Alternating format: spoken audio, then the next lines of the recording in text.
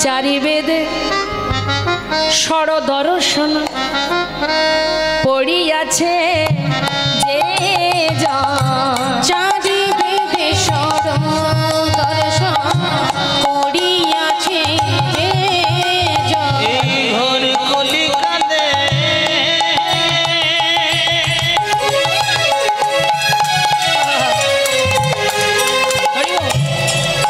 নানা বেদি বিধার কিছু নেই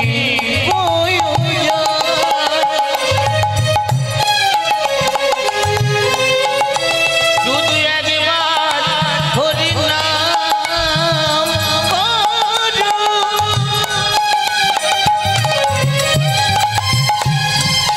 তোমাদের চিতাতে জ্বালা আর যাবে না।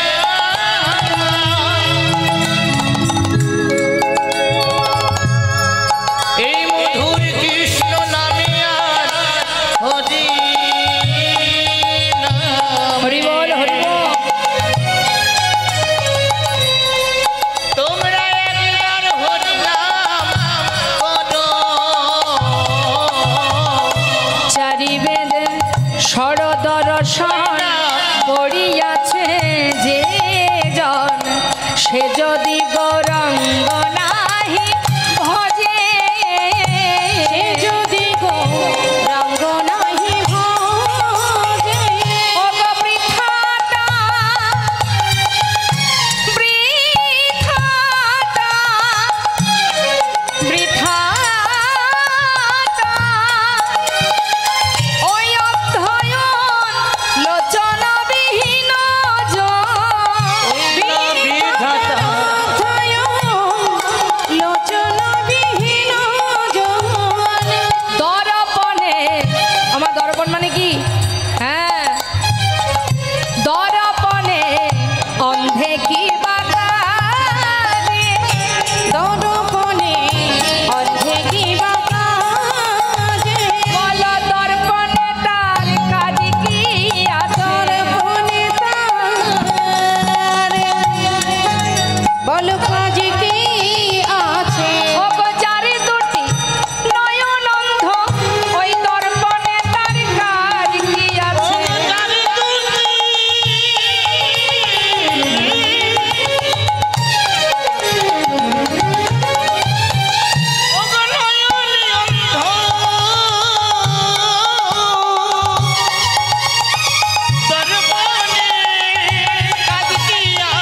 অপচারে দুটি নয়ন অন্ধ এই না জগতের মাঝে হই যায় হরি বল হই বল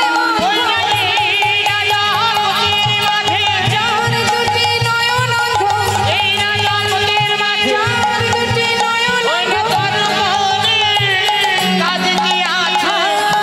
দর্পণে দর্পণে অন্ধে কি বা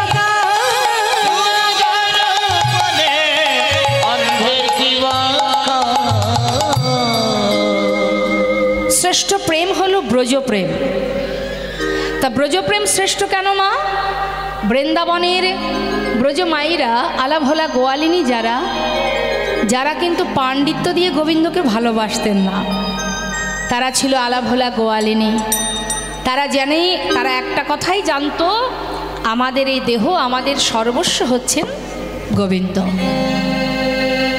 তারা যাই করতো, যেটাই করতো, সবই কৃষ্ণের স্মরণ করে, গোবিন্দের জন্য, তার নিমিত্তে, তাকে দেবার জন্য, আর কিছু নয় তাদের জীবনে।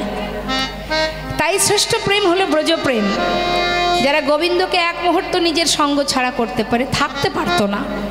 তা সেই মহাজন বললেন, তোমার পাণ্ডিত্য থাকুক, অর্থ থাকুক, যেটাই থাকুক, কিন্তু অহংকার যদি তোমার মধ্যে থাকে, তোমার সব কিছুই বৃথা। আর যদি তোমার মধ্যে ভক্তি থাকে, হরে কৃষ্ণ, অর্থ নেই তোমার, তুমি মনের কষ্টে ভুগছো, আমার তো টাকা নেই, আমি গোবিন্দ সেবা দেব কি করে, আমার তো অর্থ নেই, বৈষ্ণব সেবা দিব কি করে, আমার তো অর্থ নেই, আমি তীর্থে যাব কি করে, দুঃখ নেই, তাতে কোনো দুঃখ নেই। আমি লেখাপড়া জানি না, আমি ভগবানে ডাকবো কি করে, ভালোবাসবো কি করে। বৈষ্ণব মহাজন বললেন, বেদ ও বিদ্যা তো কিছু নাহি জানো তো, কিন্তু সে যদি গৌরঙ্গ করে সার, ঠাকুর নয়ন আনন্দেতে ভনে, সেই তো সকলই জানে সর্বসিদ্ধি করতলে তার নেতাই গৌর হরি বল হরি। একজন ভক্ত যার লেখাপড়া জানা নেই, বিদ্যা বুদ্ধি নেই, গুরুর কাছে গেছে মন্ত্র নিতে, সবাই বলেছে এত বড় হয়েছিস এখনো গুরু কৃপা লাভ করতে পারলি না, যা। ভক্ত গেছে মন্ত্র নিতে, গুরুদেব কৃপা করে মন্ত্র দান করে তাকে একটা ছোট্ট যে ভাগবত চৈতন্য ভাগবত যে গীতা ছোট ছোট মা, ওই গীতা একটা দিয়েছে, শ্রীমদ্ ভাগবত গীতা। সেই গীতাটা নিয়ে গুরুদেব বলেছেন, বাবা এটা তোমায় দিলাম, তুমি প্রতিদিন শুদ্ধ বস্ত্রে স্নান করে যতটা পারবে অধ্যয়ন করবে, পড়বে, তাতে তোমার মঙ্গল হবে। কিন্তু তার তো লেখাপড়া জানা নেই মা। কিন্তু সে কি করে, প্রতিদিন স্নান করে গুরুর আদেশ মাথায় করে নিয়ে তিনি মন্দিরে প্রবেশ করে ওই যে গীতার উপরে যে ছবিটা আছে, অর্জুন রথে বসে আছে আর গোবিন্দ চালাচ্ছেন, সেই ছবিটা দেখে প্রতিদিন চোখের জলে বুক ভাসিয়ে কাঁদে। এখন পাড়াপড়শি জানে ও অশিক্ষিত ছেলে, আর প্রতিদিন ভাগবত চৈতন্য ভাগবত গীতাটি নিয়ে, শ্রীমদ্ ভাগবত গীতা নিয়ে যখন ওই সামনে ধরে কাঁদে, তখন তারা ব্যঙ্গ করতে থাকে, লেখাপড়া জানে না, হ্যাঁ দেখো গীতাটা হাতে করে নিয়ে এমনভাবে কাঁদছে যেন মনে হচ্ছে গীতার মধ্যে যা আছে সব ওর বোঝা হয়ে গেছে। প্রতিদিন ব্যঙ্গ করে, কিন্তু তাতে তার কোনো দুঃখ নেই। সে প্রতিদিন গীতা হাতে করে নিয়ে প্রভুর ওই ছবিটা দর্শন করে আর কাঁদে।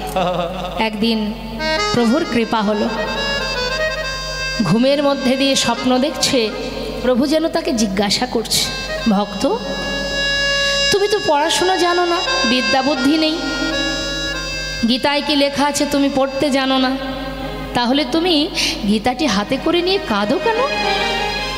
কি বুঝেছো তুমি গীতার মর্ম?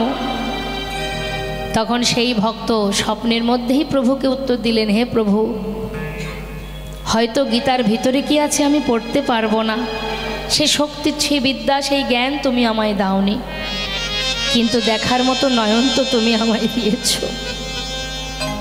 যে চোখে সব দেখা যায়।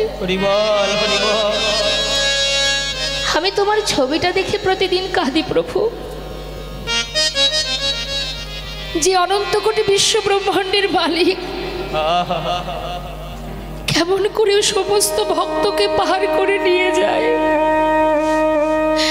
রথের সারথি তুমি, আমাদের জীবন রথের সারথি তুমি, কত দয়াল, কত করুণা তোমার। আর রথে যে বসে আছে তার মতো ভক্ত জগতে আর কে বা আছে? তুমি স্বয়ং ভগবানের রথে চালাচ্ছ, আর তোমার পরম ভক্ত রথে বসে আছে। এমন ভক্ত যদি আমরা হতে না পারি, তবে কি তুমি আমাদের পার করে নিয়ে যাবে প্রভু? এটা দেখেই আমি কাঁদছি। ভগবান বললেন, ভক্ত গীতায় কি আছে না আছে সে তোমাকে আর পড়তে হবে না, যে জ্ঞান তুমি অর্জন করেছো আর গীতা পড়তে হবে না, তার থেকে অধিক তুমি বুঝেছো। তাই ভক্ত আমি তোমায় আশীর্বাদ করলাম, আমি আছি। এইটাই এই জন্যই আমাদের জানা মা, সবার ঊর্ধ্বে হচ্ছে ভক্তি। তোমার মধ্যে যদি ভক্তি থাকে, 100 টাকা আছে, আমি এটা দিয়ে তোমার সেবা দেব। ভগবান বলেন আমার কিচ্ছু চাই না, একটা ফুল দিয়ে ডাকুক ভক্ত, আমি তাতেই সাড়া দেব, তবে ডাকার মতো ডাকুক। যদি ফুল না থাকে, দেবর্ষী নারদ জিজ্ঞাসা করলেন, প্রভু বললেন কোনো দুঃখ নেই, কেউ যদি একটা তুলসী পত্র দিয়ে ডাকে আমি সাড়া দেব। চিন্তা করুন মা, অর্থ দিয়ে কি ভগবানকে পাওয়া যায় না? তাহলে শাস্ত্র মিথ্যা হয়ে যেত। প্রভু যদি তুলসী পাতা না থাকে, প্রভু বললেন দুঃখ নেই, একটু গঙ্গার জল, 1 গণ্ডূষ গঙ্গার জল, সেটা যদি আমাকে দিয়ে ভালোবেসে ডাকে, আমি তার ডাকে অবশ্যই সাড়া দেব। উদয়ময় যদি গঙ্গার জলও তার কাছে না থাকে, প্রভু বললেন কোনো দুঃখ নেই। তাতে আর দুঃখ কেন? জগতের কোনো কিছুই যদি আমার ভক্তের কাছে না থাকে, আমি আমার প্রত্যেকটি সন্তানকে দুটি করে নয়ন দিয়েছি, তার মধ্যে একটাই গঙ্গা, একটাই যমুনা। ভক্তরা যদি মাত্র দুফোঁটা নয়ন বাড়ি বরিশন করে, যদি আমার কথা চিন্তা করে, যদি মাত্র দুফোঁটা বাড়ি বরিশন করে বলতে পারে, দয়াময় আমি পতিত পাষণ্ড, তুমি তো করুণাময়, তুমি জগৎ পিতা, নিজ গুণে কৃপা করে তোমার কাছে আমায় ঠাঁই দাও। যদি ডাকার মতো ডাকা যায়, যদি বলা যায়, হে দয়াময়, নয়ন জলে ধুইয়ে দেব প্রভু তোমার দুটি রাঙা চরণ, তুমি করিও গ্রহণ। শ্রী সচিনন্দ দুটি নয়ন জলে ধুইয়ে দেব তোমার দুটি রাঙা চরণ, করিও গ্রহণ। শ্রী সচিনন্দন না জানি ভজ, আমি না জানি পুজো, আমি না জানি ভজ, আর না জানি পূজা। বলো কোন গুণে পাবো তোমার রাঙা চরণ। আমি না জানি ভজ, আর না জানি পূজো। বলো কোন গুণে পাবো তোমার দুটি চরণ। দুটি নয়নের জল প্রভু বহে অবিরল, হে গোবিন্দ,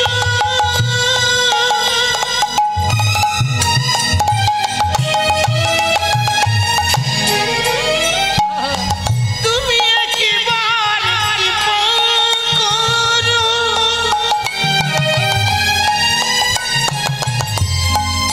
তুমি ছাড়া আমার কেহ নাই।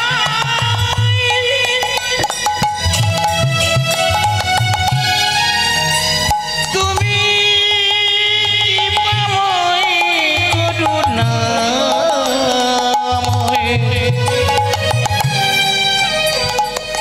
তুমি একবার কৃপা করো,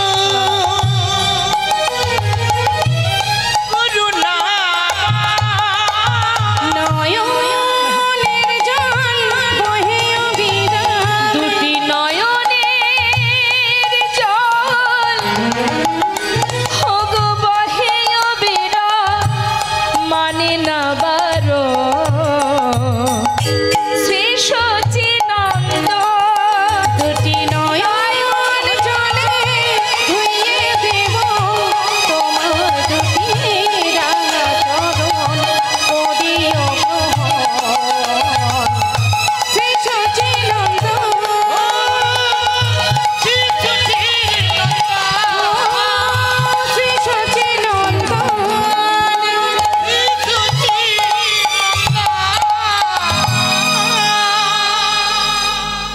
মহাজন বললেন, বেদ বিদ্যা তো কিছু নাহি জানো তো, সে যদি গৌরঙ্গ করে সার, যদি সার করতে পারে।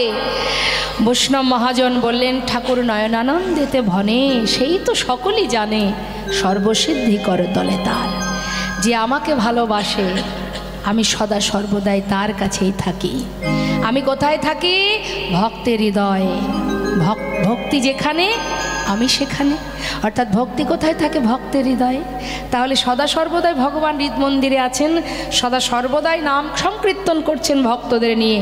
সেবা সঙ্গন যদি কোনো জীব নিজের হৃদয়টাকে তৈরি করতে পারে।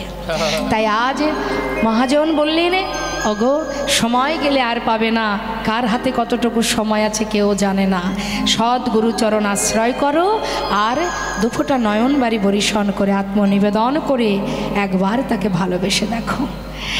তা আসুন, এত সময় আমরা মহাজনী পদাবলী দিয়ে সুন্দর গৌর কথা, ইহজগতের ভগবত কথা শ্রবণ করলাম, করুণাময়ের গৌরহরির কথা। তো এবার আমরা লীলা কথায় চলে যাব।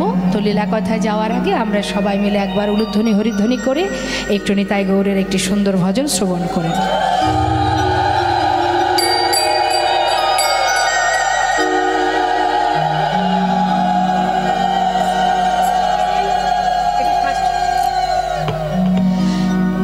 তো চলুন মা, আমরা একটা গৌরের ভজন শ্রবণ করি ছোট্ট করে। হ্যাঁ,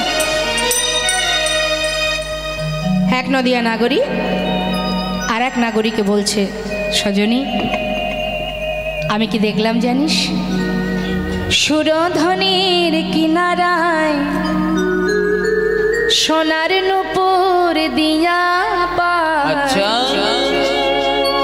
নাচে নাগরী গো সুন্দর গৌরঙ্গরা। ওই সুরধনির কিনারায় সোনার নূপুর দিয়া পায়, নাচে নাগরী গো সুন্দর গৌরঙ্গরা। ওই সুরধনির কিনারায় সোনার নূপুর দিয়া পায়, নাচে নাগরী গো সুন্দর গৌরঙ্গরা। দেখো সুন্দর, আহা সুন্দর, আহা সুন্দর গৌরঙ্গরায়, নাগরী গো সুন্দর গৌরঙ্গরায়। ওই না সুরধনির কিনারায় সোনার নূপুর দিয়া পায়, নাচে নাগরী গো সুন্দর গৌরঙ্গরা। নবদ্বীপ ধাম কি, গৌর হরি কি।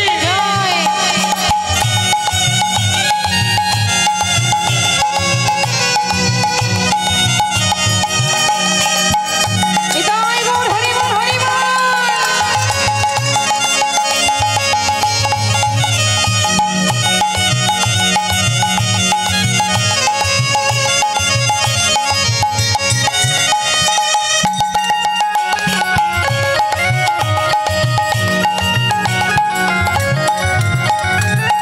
সুন্দর কপালে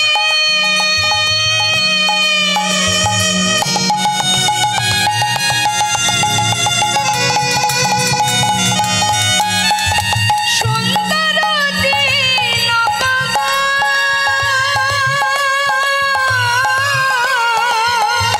ওই সুন্দর কপালে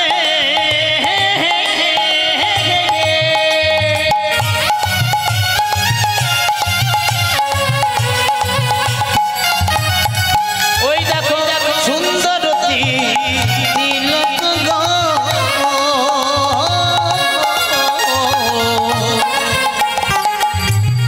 জনিতাই জয় গৌ। চিন্তা করুন মা, আমরা এত সাজি, হ্যাঁ, এত দামি দামি গহনা, এত দামি দামি বসন পরি, তথাপিও কেউ আমাদের দিকে তাকায় না। কিন্তু দেখুন, আমরা মনে করি আমি সুন্দর, ভাবি না? প্রত্যেকেই আমরা সবাই ভাবি আমি সুন্দর, কিন্তু সুন্দর তো সেটাই যার অঙ্গে কোনো দামি বসনও নেই, কোনো অলঙ্কারও নেই, কিচ্ছু নেই। একটা বস্ত্র পরনে আছে, যাকে দেখে ত্রিভুবন পাগল হয়ে গেছে। শুধু আমার আপনার মতো হিন্দু ভক্ত কেন, কত মুসলমান ভক্ত ভাবুন একবার। সম্রাট আকবর, নাসির মাহমুদ, আব্দুল করিম, চাঁদ কাজী, সবাই তো প্রভুর প্রেমে পাগল।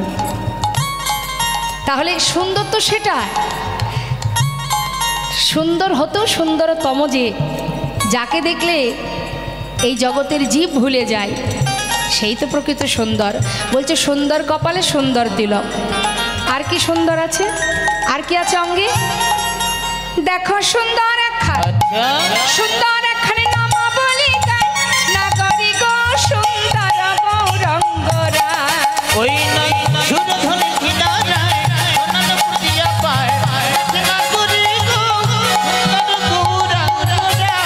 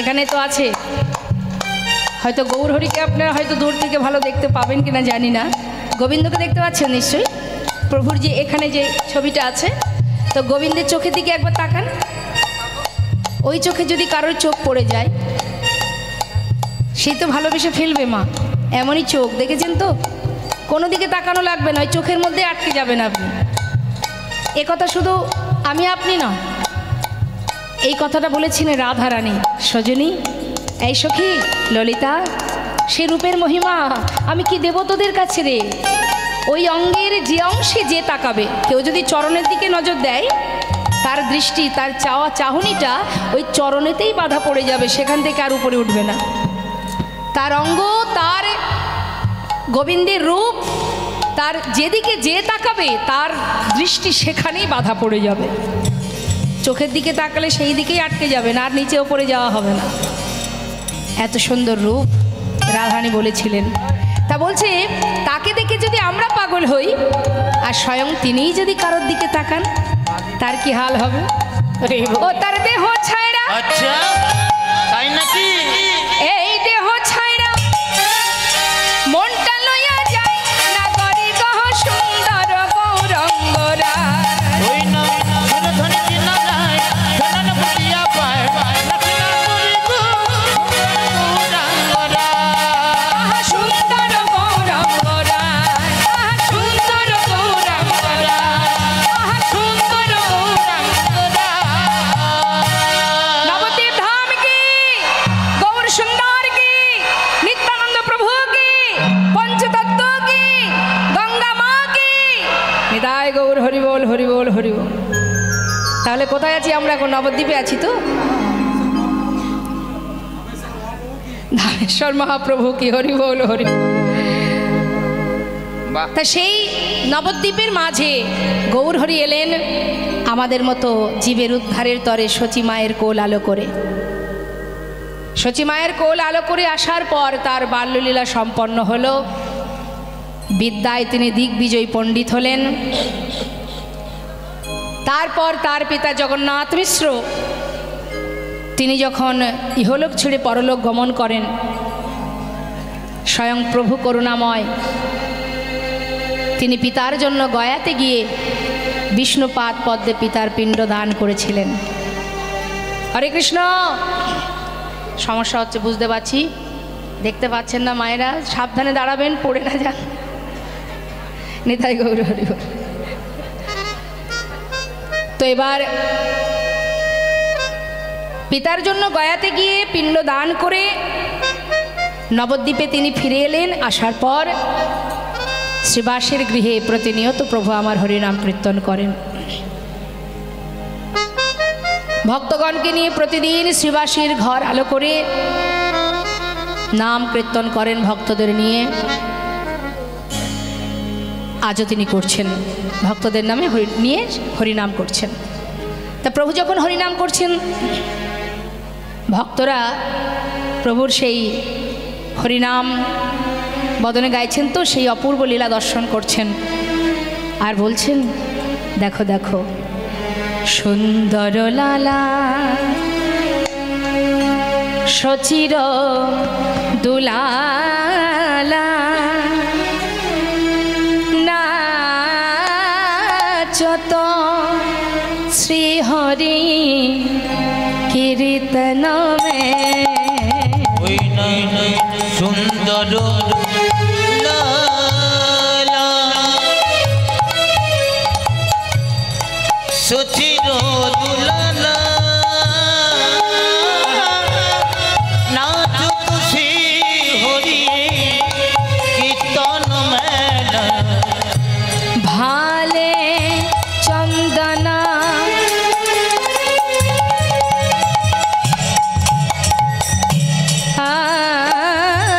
ভালে চন্দনা ওই দেখো তিলক মনোহর ভালে চন্দন তিলক মনোহর অলকা শোভন কপালন মে সুন্দর লালা সচির দুলালা নাচত শ্রীহরি কীর্তন মে সুন্দর লালা সচির দুলালা নাচত শ্রী হরি কীর্তন মেলা। এদিকে গৌরহরি কি করছেন মা হরিনাম করতে করতে হঠাৎ শ্রীবাস পণ্ডিতকে ডাকলেন শ্রীবাস বলো প্রভু শ্রীবাস আজ আমি হরিনাম করছি বটে কিন্তু কেন জানি না বারবার আমার ওই ব্রজের কথা মনে পড়ছে কি হয়েছে প্রভু কি মনে পড়ছে তোমার শ্রীবাস কেন জানি না বারবার ওই বৃন্দাবনের কথা ব্রজের কথা আমার চোখের সামনে ভাসছে একটা কথা জিজ্ঞাসা করব শ্রীবাস বলো প্রভু আমার শ্রীবাসকে দেবর্ষি নারদ কলিতে হয়েছিল শ্রীবাস পণ্ডিত তো বলছে শ্রীবাস তোমার কাছে একটা কথা জিজ্ঞাসা করব বলো গৌরহরি শ্রীবাস তোমরা তো সবাই বলো আমি নাকি ওই ব্রজের কানা ও শ্রীবাস তোমরা তো সবাই বলো আমি নাকি ওই ব্রজের কানাই আমি যদি ব্রজের কানাই হব এই নবদ্বীপে আমি সবাইকে দেখতে পাচ্ছি কিন্তু বলো শ্রীবাস তবে কোথায় আমার দাদা বলা আমি নাকি ওই বুঝে বুঝে তবে বলো শিবা কোথায় আমার ওই দাদা বলা অগতার দর্শনে আমি প্রাণে মরি ও তার দর্শনে আমি প্রাণে মরি তার দর্শনে আমি প্রাণে প্রাণে মরি হরিব তার দর্শনে আমি প্রাণে মরি। কথাটা কি বলেন মা বলছে শ্রীবাস সবাই আছে নবদ্বীপে কিন্তু সে কোথায় আমার বলায় দাদা গৌরহরি কিন্তু দাদার প্রেমে পাগল হয়ে আছেন নবদ্বীপের মাঝে এবার আমরা সবাই জানবো কি হয়েছে মা আসতে কি বলুন তো এত চঞ্চল মন কেন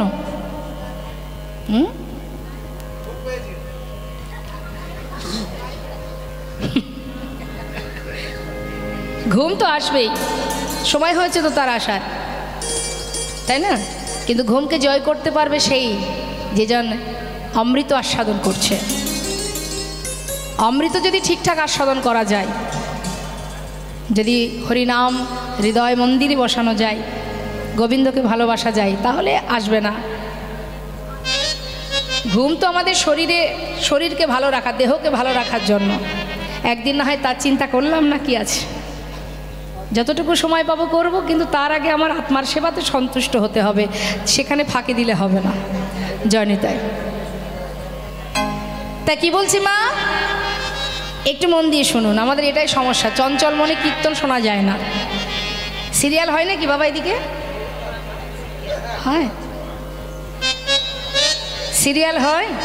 সিরিয়াল অর্থাৎ কি? সিরিয়াল, সিরিয়াল যার শেষ নেই, চলবে তবেই তো সেটা সিরিয়াল।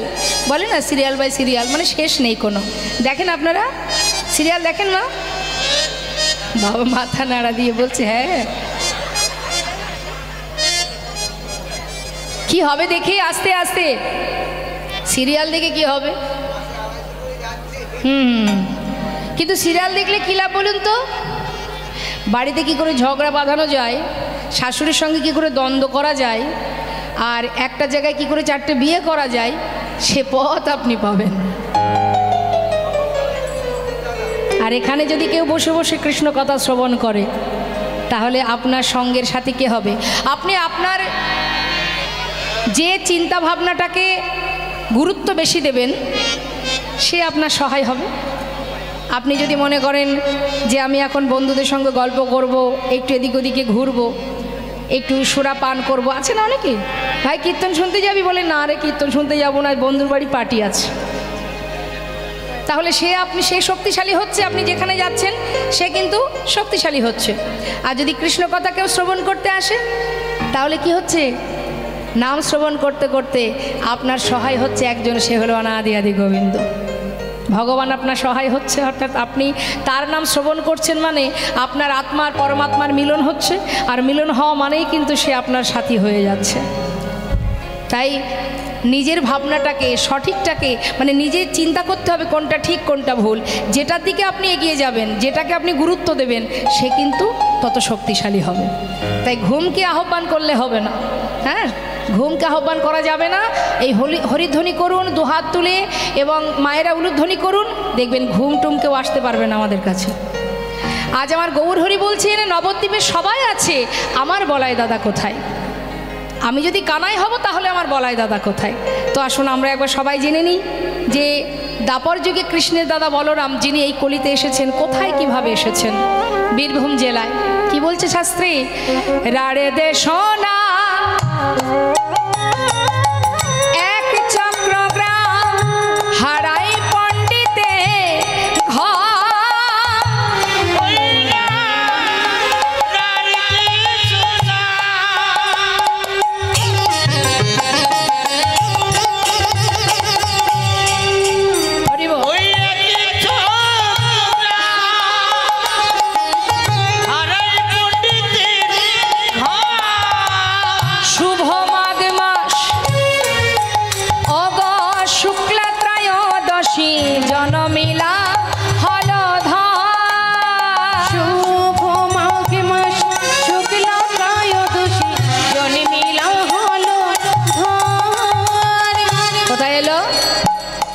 মাঘ মাসের শুক্লা ত্রয়োদশী তিথি, অর্থাৎ ভীম একাদশীর পরের দিন দ্বাদশী, দ্বাদশীর পরের দিন যেদিন, সেটাকে বলা হয় নিত্যানন্দ ত্রয়োদশী। ওই ত্রয়োদশী তিথিতেই কিন্তু সেই দাপর যুগের বলরাম দুটি অংশ নিয়ে এসেছিলেন এই ধরাতে, একটা রাঢ় দেশের মাটিতে, আর একটা হলো নবদ্বীপে মা সচিবায়ের জ্যেষ্ঠ পুত্র বিশ্বরূপ রূপে। দুটি অংশ নিয়ে এসেছেন মা। এই দুটো অংশ যত সময় এক না হবে, তত সময় পরিপূর্ণ নিত্যানন্দ প্রভুকে আমরা পাচ্ছি না। তাই বলছে অগব্রজের বলায় নদিয়া এলো, ওই নদিয়া এই কলের যে উদ্ধারের লাগি, একবার জয় দাও বদনে, কলের যে উদ্ধারের লাগি, জয় দাও কলের যে উদ্ধারের লাগি, জয় দাও এই কলের যে উদ্ধারের লাগি, জয়ের বলাই নদিয়া এলো, শুক্লতে দোষী জন্মিলা হলো। এবার দেখুন কি হলো মা। হারাই পণ্ডিতের ঘর আলো করে, মাতা পদ্মাবতীর কোল আলো করে ছোট্ট ছেলে যখন জন্ম নিল, একটি অংশ নাম দিলেন মাতা পিতা ভালোবেসে কুবের। ছেলের ভাবধারা তার লক্ষণ সম্পূর্ণ আলাদা। আমাদের ঘরে ছেলেমেয়েরা যে খেলা করে সে কিন্তু সে খেলা করে না। কোনোদিন বন্ধুদের সাথে করে নিয়ে রামলীলা, কোনোদিন কৃষ্ণলীলা খেলা। বয়স যখন 12 বছর, মায়ের চরণে প্রণাম করে মায়ের কাছ থেকে নিজেকে সুন্দর করে সাজিয়ে, মা সাজিয়ে দাও, আজ আমরা বনে খেলা করব। চিন্তা করবে না, সময় মতো চলে আসব। 12 বছর বয়সে শিশু ছোট্ট কুবের চললেন বনমাঝে। আয় বন্ধু, কাল কি খেলা করেছিলাম? কাল খেলা খেলেছিলাম রামলীলা। কি খেলা করেছিলাম? ভুল ভাল বলছে। কৃষ্ণলীলা। কালকে কৃষ্ণলীলা খেলা করেছিলাম, তাই তো? আজ কিন্তু খেলা করব রামলীলা। হ্যাঁ, কাল সেজেছিলাম বলরাম, আর আজ আমি কি সাজবো জানিস? শোন, আমি হনুমান সাজবো। ভালো মানাবে তোকে। তাহলে তুই হনুমান, এই তুই জাম্বুমান। হ্যাঁ, না না, আমি মোটা সোটা নয়। হবে জাম্বুমান মানাবে না। এক একজন এক। এই তুই কি সাজবি? তুই রাম, তুই রাম। হ্যাঁ, তা সবাই জিজ্ঞাসা করছে তুমি কি হবে কুবের? আমি লক্ষণ সাজিব, লক্ষণ সাজিব, লক্ষণ সাজিব, লক্ষণ সাজিব। তুই হনুমান, তুই জাম্বুমান, লক্ষণ সাজিব। তুই হনুমান, তুই জাম্বুমান, আমি লক্ষণ সাজিব। সবাই কিন্তু সুন্দর করে এক একজনের মতো করে সেজেছে। প্রত্যেকেই সেজেছে সুন্দর করে, এক একজনের রূপ ধারণ করেছে, করে এবার বনমাঝে খেলা খেলছে, রামলীলা খেলা। জানি তাই রাম সীতাপতি সুন্দর তুমি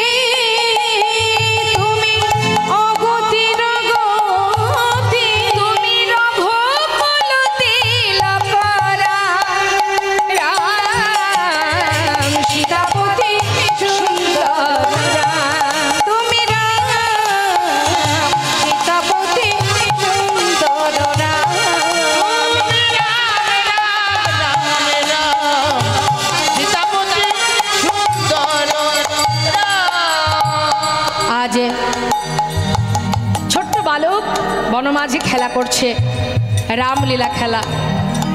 আর এদিকে হঠাৎ তার ঘরে একজন সন্ন্যাসী ঠাকুরের আগমন। দ্বারে এসে দাঁড়িয়ে চিৎকার করে ডাকছে, পণ্ডিত, পণ্ডিত। হারাই পণ্ডিত বাইরে বেরিয়ে দেখছেন পথের ধারে একজন সন্ন্যাসী ঠাকুর। করজোড়ে জিজ্ঞাসা করলেন, সন্ন্যাসী বাবা তুমি কি আমাকে ডাকছো? হ্যাঁ পণ্ডিত, আজ আমার বাসনা মধ্যাহ্নে তোমার গৃহে প্রসাদ পাবো, এ তো অল্প ভাগ্যের কথা নয়। সন্ন্যাসী বাবা তুমি ভিতরে এসো। সসম্মানে তাকে ভিতরে নিয়ে গেলেন। ভিতরে নিয়ে গিয়ে আসন পেতে বসতে দিয়েছেন মা। আস্তে আস্তে কি হলো, কি হচ্ছে মা? বাড়ি যাবেন? কোন বাড়ি? মহারমপুর। ওখানেই আপনার বাড়ি? আচ্ছা আচ্ছা, ও বহরমপুরে বাড়ি। হরি বল হরি বল।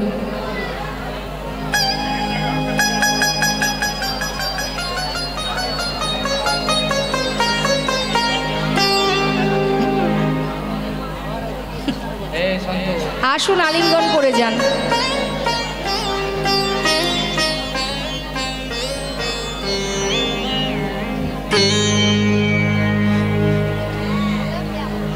আসুন আসুন, আমার কাছে আসুন। কোথায় বাড়ি বললেন? বহরমপুরে বাড়ি তো, ওখানে থাকেন আপনি? আচ্ছা, এর আগে কোথায় ছিলেন? কৈখালি, মানে বহরমপুরে এখন থাকেন, এর আগে কোথায় ছিলেন? তার আগে কোথায় ছিলেন জানেন না? আচ্ছা, যখন মারা যাবেন তখন কি বহরমপুরেই থাকবেন? থাকবেন না? তাহলে বাড়ি কোথায়? এখানে তো বাড়ি নয়। ঘুম আসছে তাই তো? বেশ, না বুঝতে পেরেছি, ঠিক আছে। অসুবিধা থাকলে অবশ্যই যেতে হবে।